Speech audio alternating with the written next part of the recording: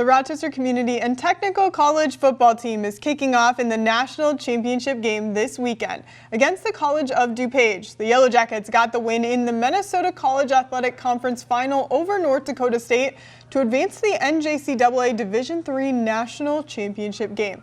RCTC played DuPage in the second game of the regular season. The Yellow Jackets won by a field goal. RCTC head coach Isaac Terrence says DuPage will be a challenge, but the Yellow Jackets are embracing it.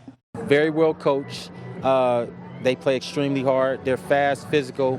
They do things the right way. And I think we're going to have to be perfect to beat those guys. So we're looking forward to the challenge.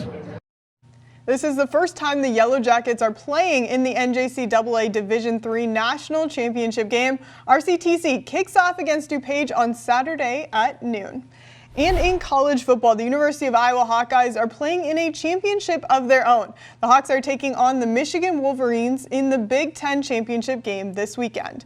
Iowa is coming off a close win over Nebraska in its final regular season game.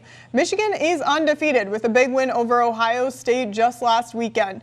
Iowa head coach Kirk Ferentz says the Hawks are making sure they know Michigan's offensive and defensive schemes heading into the matchup, along with being grateful for the chance to take home that Big Ten title. You have to relish the opportunity, the challenge, and understand just, how significant the challenge is going to be and appreciate that and respect it. And the great thing about sports, too, is you just never know what's going to happen.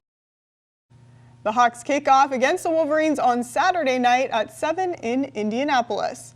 And in the NFL, the Minnesota Vikings kicked off on Monday night against the Chicago Bears. The Bears beat the Vikings, getting the 12-10 victory. In that matchup, Minnesota quarterback Josh Dobbs threw 4 interceptions. The Vikings have a bye week this week, but the good news is that wide receiver Justin Jefferson has been activated to the roster. Minnesota head coach Kevin O'Connell says the offense needs to find its rhythm going forward, starting with that quarterback spot. The 3 guys available are Josh Dobbs, Nick Mullins, and Jaren Hall. I think the quarterback positions needs to be evaluated to just figure out what we think gives us the best chance to win. Both an individual skill sets of all 3 of those guys, and take a look at that from a standpoint of what's the best fit right now for our team. The Vikings are taking on the Las Vegas Raiders a week from this Sunday.